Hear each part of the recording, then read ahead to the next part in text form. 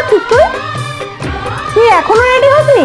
ছেলের বাড়ির লোক কখন থেকে বসে আছে। আমি এই বিয়েটা করতে চাই না। প্লিজ মা, তুমি একবার রাহুলের সঙ্গে দেখা করে দেখো, ও খুব ভালো ছেলে। চুপ কর, তোর বাবা যদি জানতে পারে না তোকেও মেরে ফেলবে আর আমাকেও টুকরো টুকরো করে ফেলবে, বুঝলি? প্লিজ মা, তুমি বাবার সাথে একবার কথা বলে দেখো না, আমি ওকে ছাড়া থাকতে পারবো না, মরে যাব। তুই একবার বললে কথাটা বুঝতে পারিস না না, যে ওই ছেলেটার সাথে তোর কোনোদিন বিয়ে হবে না? ঠিক আছে, তোমরা যার সাথে ইচ্ছে তার সাথেই বিয়ে দাও, কিন্তু একটা কথা মনে রেখো, এই বাড়ি থেকে আমি বেরোবো না। যদি কিছু বেরোতে হয় সেটা শুধু আমার মৃতদেহ। যদি তোমার মেয়েই না থাকে তাহলে তুমি কি করবে তোমার এই সম্মান আর সমাজকে নিয়ে?